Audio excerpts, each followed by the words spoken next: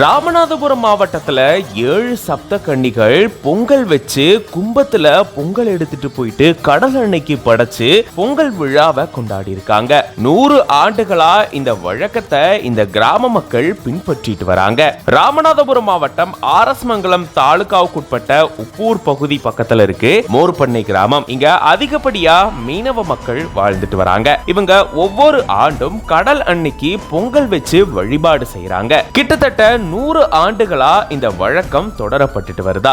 இதுக்காக அந்த கிராமத்தில் இருக்கக்கூடிய 7 பெண்களை தேர்வு செய்வாங்களாம். அதன்படி அந்த 7 பெண்களும் அவங்களுடைய குடும்பத்தார்களும் 30 நாட்கள் விரதம் இருப்பாங்களாம். அதுக்கப்புறமா பொங்கல் விழா நடத்தப்படுமா. ஊர் காவல் தெய்வமான முனியப்ப கோயில்ல இருந்து ஸ்ரீ ரணபத்ரகாளியம்மன் கோயில் வரைக்கும் இவங்க ஊர்வலமா போவாங்களாம். அதுக்கப்புறம் கோயில் முன்னாடி 7 பானைகள்ல பொங்கல் வச்சு வழிபாடு செய்வாங்களாம். அதுக்கப்புறமா கும்பத்துல பொங்கலை வச்சு கோயில வலம் வருவாங்களாம். அதை தொடர்ந்து ஊர் தலைவர் படகு எடுத்துட்டு வர அங்கிருந்து கடலுக்கு போயிட்டு கடல் இருந்து 1 கிலோமீட்டர் தூரம் உள்ள போயிட்டு கடல் அன்னைக்கு கும்பத்துல எடுத்துட்டு போன இந்த பொங்கலை சமர்ப்பிச்சுட்டு திரும்பி வந்திருக்காங்களாம். இந்த மாதிரி ஒவ்வொரு ஆண்டும் இவங்க செஞ்சுட்டு வராங்க. கடந்த 100 ஆண்டுகளா இதை இவங்க பின்பற்றிட்டு வராங்களாம். இது பத்தின உங்களோட கருத்துக்களை கமெண்ட்ஸ்ல சொல்லுங்க.